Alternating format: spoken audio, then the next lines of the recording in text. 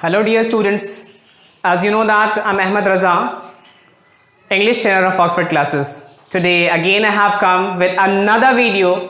जैसे हमने इससे पहले वाले वीडियो में past simple tense को हमने पढ़ा था, उससे फर्स्ट वाले सबसे पहले वाले वीडियो में हमने फ्यूचर सिंपल टेंस को पढ़ा था. आज हमारे पास टेंस का ही एक नया, you can understand that tense का एक नया सब टॉपिक है, that is present simple tense. इस प्रेजेंट सिंपल टेंस को आज हम लोग पढ़ेंगे. इससे रिलेटेड कुछ एग्जाम्पल्स भी करेंगे और मैं आपसे कुछ क्वेश्चंस भी पूछूंगा, आपको उसके जवाब देने हैं. यार डियर स्टूडेंट्स, ये प्रेजेंट सिंपल टेंस आप ऐसा समझ रहे हैं. सबसे पहले तो ये जान लें, tense is the backbone of speaking English. जिस तरह से आप इस तरह समझ सकते हैं, जिस तरह किसी भी चीज को बनने में एक सबसे बड़ा रोल प्ले करता है वो स्ट्रक्चर, और tense is, you can say that tense is itself a structure for speaking English. If you want to speak English, you need to have a structure. Without structure, you really can't speak English. If you speak also, so you'll make a lot of mistakes.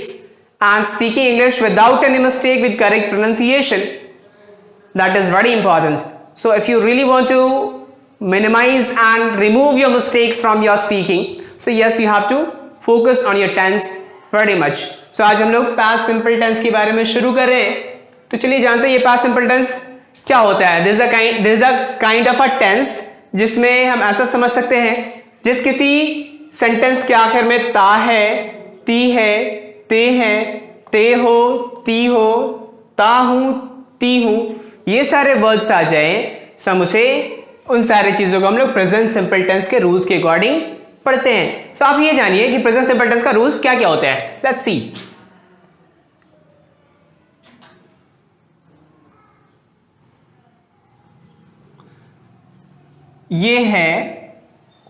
ये positive rule, subject plus verb का first form, fifth form plus object. अब देखिए इसके ही मैं एक negative form कर लेता हूं, या फिर नेगेटिव फॉर्म को करने से पहले मैं एक एग्जांपल सेट कर देता हूं आपके सामने.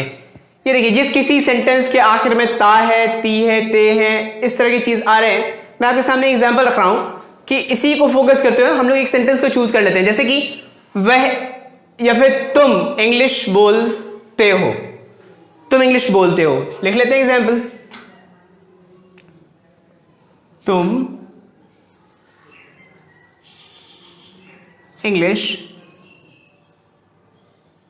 बोलते हो. जैसे एग्जाम्पल कि तुम इंग्लिश बोलते हो, इसे देख लीजिए कि ये है हमारे पास जिसके लास्ट में ते हो आ रहा है. It's means that this belongs to present simple tense. अब ये हम जज कर लेते हैं कि इसमें से सब्जेक्ट वर्ब ऑब्जेक्ट कौन कौन सा है. दिस इज अनडाउटेडली वर्ब, ये वर्ब है. इस वर्ब को जो करे उसे सब्जेक्ट कहा जाता है. सो यहां पे तुम हो गए subject. So you should write down that this is subject and English is an object. Yes. अब देखिए, तुम इंग्लिश बोलते हो, रूल्स के अकॉर्डिंग उसको सेट कर लूं तो देखेंगे सबसे पहले सब्जेक्ट लिखने के लिए कहा जा रहा है. सब्जेक्ट क्या है? तुम. लिखते हैं यस, तुम. कहते हैं यू, उसके बाद लिखते हैं तुम इंग्लिश बोलते हो, लिखते हैं यू, उसके बाद वर्ब. बोलना का इंग्लिश क्या होता है? You speak. उसके बाद object. It's means that object क्या है? इंग्लिश. यू स्पीक इंग्लिश, ये क्या हो गया हमारे पास? Positive sentence. So you speak English, ये हमारे पास पॉजिटिव सेंटेंस एक फॉर्म हो गया. So this is the first structure. इसका ही जो अगर नेगेटिव हमें बनाना हो तो नेगेटिव क्या होता है? Negative form. नेगेटिव फॉर्म दूसरा स्ट्रक्चर लिख लेते हैं, सब्जेक्ट प्लस डोंट या फिर डजंट प्लस वर्ब का फर्स्ट फॉर्म, उसके बाद object. This is called negative. ये देखिए, कहते हैं तुम इंग्लिश बोलते हो, ये था ना. अब कहते हैं तुम इंग्लिश नहीं बोलते हो. सो ऐसा कह लें, तुम इंग्लिश नहीं बोलते हो. लिख लेते हैं यू, रूल क्या कहते हैं उसके बाद? डोंट. यू डोंट, उसके बाद रूल क्या कह रहे हैं? Verb means speak. You don't speak, object क्या है? Yes, right, English. You don't speak English, ये हो गया आपका नेगेटिव फॉर्म. आपने पॉजिटिव और नेगेटिव को देख लिया.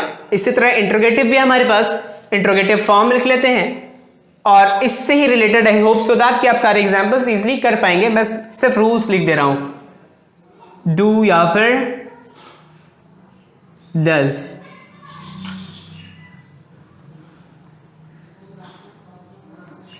ये हो गया इंट्रोगेटिव। आप इससे, मैं एग्जांपल लिख तो नहीं रहा हूं, बस बता दूं कि देखिए, डू यू स्पीक इंग्लिश, हमने एक ही सेंटेंस को लिया है, तुम इंग्लिश बोलते हो, तो तुम इंग्लिश बोलते हो यहां हो गया, तुम इंग्लिश नहीं बोलते हो, यहां पे क्या हो जाएगा, इंट्रोगेटिव मींस क्या तुम इंग्लिश बोलते हो। सो लिख लें डू यू स्पीक इंग्लिश। सो ये इससे आप एग्जाम्पल खुद से कर लेंगे। उसके बाद हमारे पास एक और स्ट्रक्चर है जिसमें हम लोग नेगेटिव, इंट्रोनेगेटिव जिसे कहा जाता है। सो ये क्या हो गया, बस चेंजेस कुछ भी नहीं है, बस डू की जगह में डोंट और डज की जगह में डजंट। डू नॉट को शॉर्ट में डोंट कहा जाता है और डज नॉट को शॉर्ट में डजंट कहा जाता है। अब क्या लिख लें, बाकी ये सारे सब्जेक्ट वर्ब ऑब्जेक्ट हू बहू वैसे ही होंगे, बस डिफरेंस कहां है, तो बस डू के जगह में डोंट और डज के जगह पे डजंट, बस इतना ही फर्क है। अब आ जाए एक और जो कि क्वेश्चन वर्ड के बारे में जानते हैं, क्वेश्चन वर्ड प्लस डू या फिर does.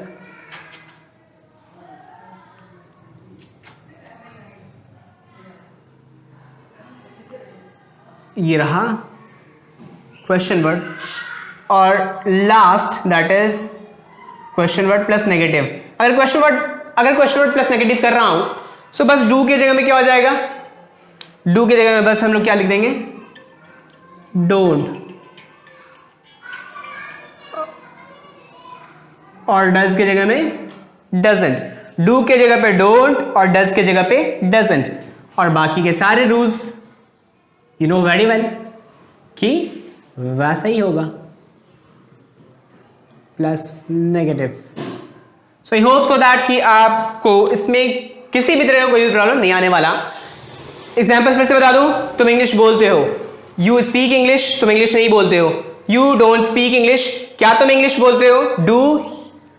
Do you speak English, क्या तुम इंग्लिश नहीं बोलते हो। डोंट यू स्पीक इंग्लिश, तुम इंग्लिश क्यों बोलते हो। ये क्वेश्चन वर्ड की जगह पे क्यों भी बोल सकते हैं, कब भी बोल सकते हैं, कहां भी बोल सकते हैं। तुम इंग्लिश क्यों बोलते हो, why do you speak English. उसके बाद last, why don't you speak English. So इस तरह से आपके पास present simple tense complete form में आ चुका है। आई होप सो दैट कि आप इसे कर लेंगे।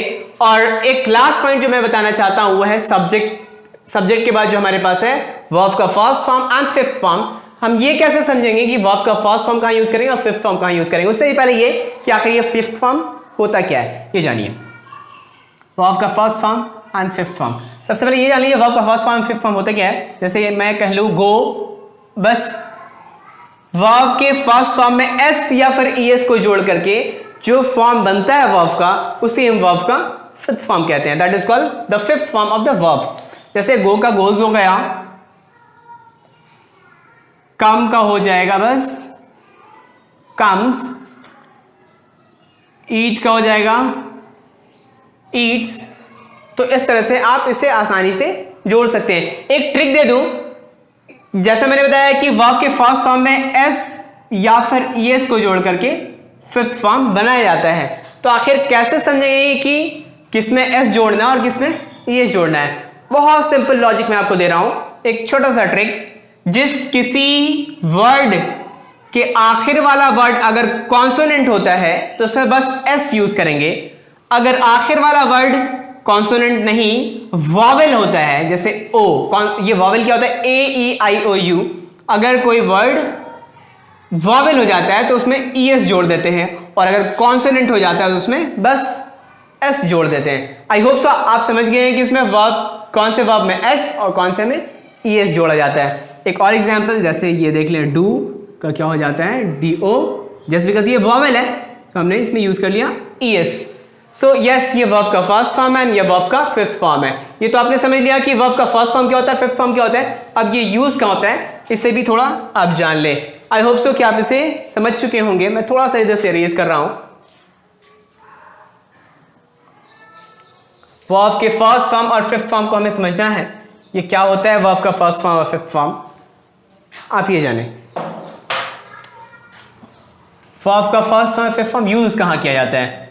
So you can understand this by a table. सबसे आसानी से मैं एक टेबल से आपको बता दूं। आप समझते हैं first person, second person and third person? This is the kind of a person समझते हैं ना? First person, second person and third person. ये हो गया first person, second person, third person. मैं यहां पर लिख देता हूं number, singular number and plural number.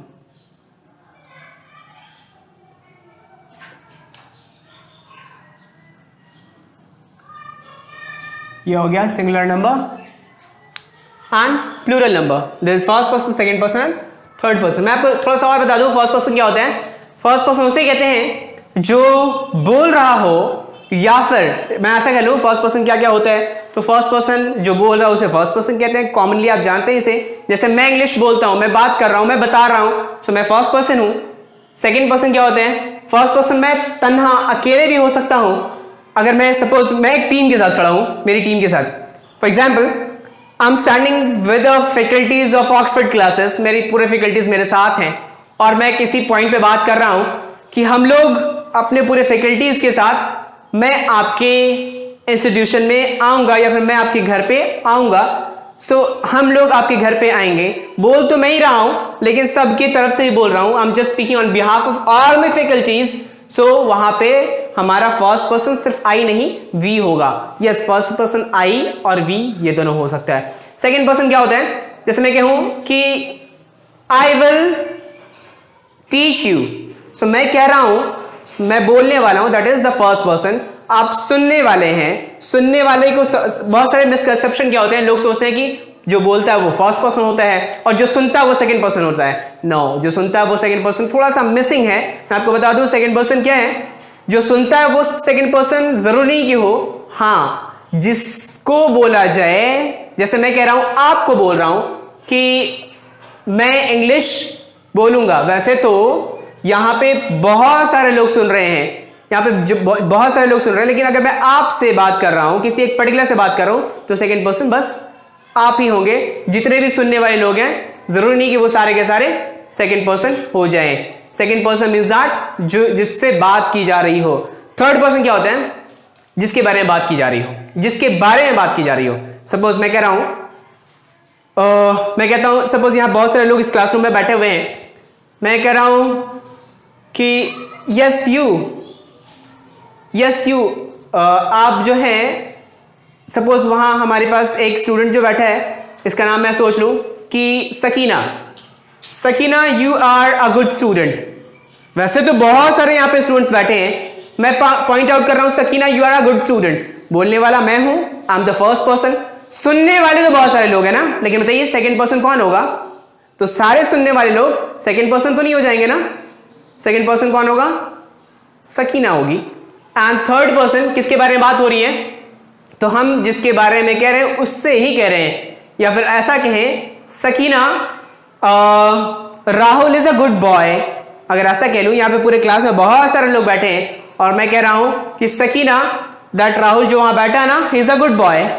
सो मैं बात कर रहा हूं सकीना से, कह रहा हूं राहुल के बारे में राहुल के बारे में कह रहा हूं। सो अब ये बताएं कि सुन तो सकीना भी रही है, राहुल भी रहा है, तो हर सुनने वाला बंदा जरूर नहीं कि सेकंड पर्सन कहला जाए।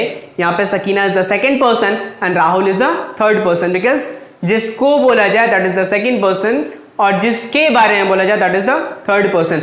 हर सुनने वाले लोग third person, sorry second person जरूरी नहीं कि हो जाए। सो यस, जिसको कहा जाए that is the second person और जिसके बारे में कहा जाए that is the third person. So I hope so that कि आप इसे समझ गए होंगे। अगर फिर भी कुछ डाउट आता कमेंट बॉक्स में डालें। मैं अलग से एक चैप्टर बनाकर आपको एक वीडियो इस पर्सन के ऊपर एक चैप्टर भी बना दूंगा, जिसमें first person, second person, third person पूरी डिटेल्स में बात करूंगा। वैसे अब ये जाने कि first person, second person, third person, ये रहा सिंगुलर नंबर, ये रहा प्लूरल नंबर। थोड़ा सा मैं इसे डिटेल्स में बता दूं कि आखिर ये कैसे समझेंगे, किसका कहाँ पे कैसे इस्तेमाल होता है। ये देखिए, फर्स्ट पर्सन में हमारे पास सब्जेक्ट क्या क्या होता है। फर्स्ट पर्सन सिंगुलर नंबर में सब्जेक्ट हमारे पास आई, एंड प्लूरल क्या होता है? वी। फर्स्ट पर्सन ही है, सिंगुलर नंबर में आई, प्लूरल नंबर में वी। सेकेंड पर्सन में सिंगुलर नंबर में यू एंड प्लूरल नंबर में भी यू। थर्ड पर्सन में सिंगुलर नंबर में बहुत सारी चीजें आते हैं, जैसे ही हो गया, शी, इट, दिस, दैट, ये सारी चीज। और प्लूरल में क्या आता है? जैसे दे हो गया, दीज, दोज, और एक से ज्यादा नाम भी लिख सकते हैं आप, नेम्स, और यहां बस नेम लिख लें। ये सारे थर्ड पर्सन के सिंगुलर नंबर हैं और ये सारे थर्ड पर्सन के क्या है? प्लूरल नंबर है। सो अब ये तो आप समझ गए कि फर्स्ट पर्सन के सिंगुलर नंबर में क्या वर्ड आता है, सेकंड पर्सन, ये फर्स्ट पर्सन के ही प्लूरल नंबर में कौन से वर्ड आता है, ये सारी चीजों को समझ गए। अब इस्तेमाल कहां कहां पे ये जान लें। फर्स्ट पर्सन के सिंगुलर नंबर में हम लोग इस्तेमाल वर्ब फर्स्ट का करते हैं, ठीक है। फर्स्ट पर्सन के प्लूरल नंबर में इस्तेमाल हम लोग वर्ब वन का करते हैं। अब ऐसा समझ लें कि प्लूरल नंबर, चाहे वो प्लूरल नंबर का कोई भी पर्सन हो, फर्स्ट पर्सन हो, सेकंड पर्सन हो, थर्ड पर्सन हो, कोई भी पर्सन हो जाए, हर एक कंडीशन में हमारे पास वर्ब का फर्स्ट फॉर्म ही आएगा, दूसरा कोई फॉर्म नहीं आ सकता। हाँ, सिंगुलर नंबर फर्स्ट पर्सन में फर्स्ट फॉर्म आता है, सिंगुलर नंबर सेकंड पर्सन में भी फर्स्ट फॉर्म आता है, और सिंगुलर नंबर के बस थर्ड फॉर्म में हमारे पास वर्ब का फिफ्थ फॉर्म आता है। थर्ड पर्सन के सिंगुलर नंबर में बस फिफ्थ फॉर्म आता है। मतलब जहां पे भी हम लोग इन सारे वर्ड्स का इस्तेमाल करें, गोज, कम्स, एट, ईट्स या फिर डज, ये सारे चीज ना ही यहां करेंगे, इन सारे किसी कंडीशंस में नहीं, बस सिंगुलर नंबर के थर्ड पर्सन में वर्ब का फिफ्थ फॉर्म का हम लोग इस्तेमाल करते हैं। एग्जाम्पल देख लें। He goes to the market, he goes to the market. लेकिन ऐसा कहूं तुम मार्केट जाते हो, ये वह मार्केट जाता है। अगर ऐसा कहूं तुम मार्केट जाते हो तो ऐसा लिख सकते हैं, you go to the market. So दोनों तो पॉजिटिव ही है सेंटेंस आपके पास, लेकिन इसमें गोज हो जाता है और इसमें गो हो जाता है। He goes to the market, you go to the market. मालूम क्या चला कि ये जो है, ये सिंगुलर नंबर का कौन सा पर्सन है? ये सिंगुलर नंबर का थर्ड पर्सन है, इसकी वजह से यहाँ पे गोज फिफ्थ फॉर्म लग गया। और यू जो है, ये सिंगुलर नंबर का सेकंड पर्सन, इसकी वजह से यहाँ पे गोज नहीं गो हो गया, मतलब वर्ब का फर्स्ट फॉर्म हो गया। दिस इज वर्ब का fifth form and this is called first form. मालूम क्या चला? दिस टेबल, अगर आप इस टेबल को अच्छे तरीके से समझ गए हैं, so now you will not make mistake in speaking English, specially in verb first and fifth form. ये बताना बहुत ही ज्यादा जरूरी था। मुझे पता है हमारे ये वीडियो काफी लंबा तो हो चुका है, बट ये जो मिस्टेक है ना, अच्छे इंग्लिश स्पीकर जो बहुत अच्छी इंग्लिश बोलते हैं, उनके इंग्लिश में भी इन सारी चीजों को, इन सारे मिस्टेक्स को पकड़ा जाता है। उनके इंग्लिश में भी ये वर्ब का फर्स्ट फॉर्म और फिफ्थ फॉर्म का मिस्टेक वो लोग कर ही देते हैं। जैसे कहते हैं, बहुत सारे लोग ऐसे कहते हैं, जैसे कि he don't know how to speak English. Totally wrong my dear students. He don't know हो ही नहीं सकता, बिकॉज ही जो है, ही आपके पास थर्ड पर्सन और सिंगुलर नंबर है, इसके साथ हमेशा वर्ब का थर्ड पर्सन होता है। सो यहाँ पर डोंट नो का इस्तेमाल नहीं किया जा सकता, हमें डजंट का इस्तेमाल करना पड़ेगा। He doesn't know how to speak English. If anybody says that he don't know how to speak English, so वो सेंटेंस रॉन्ग होगा। वैसे तो आपके लैंग्वेज में सामने वाले आपके इंग्लिश को समझ ही जाते हैं, but these are the minor mistake, people don't care. I just want to make you perfect one. जब भी आप इंग्लिश बोले तो सही इंग्लिश बोलने की कोशिश करें। ये प्रेजेंट सिंपल टेंस के इस फॉर्म में बहुत ज्यादा मिस्टेक्स होते हैं। I hope so my dear students कि आपने इसे अच्छे तरीके से देख लिया है। ये मिस्टेक सिर्फ हिंदी मीडियम के नहीं, इवन सीबीएसई आईसीएसई के स्टूडेंट्स भी इन सारे मिस्टेक्स को, वर्ब के फर्स्ट फॉर्म और फिफ्थ फॉर्म के मिस्टेक्स को करते हैं। इसलिए मेरे ज्यादा से ज्यादा फोकस इस पे ही रहा है। I hope, I just anticipate that you just complete it as soon as possible, और इसके होमवर्क को आप कंप्लीट करके कमेंट बॉक्स में भी इसके सेंटेंस को लिखें if it is possible for you. Our next video will be there with the next part of our tense, that is continuous tense.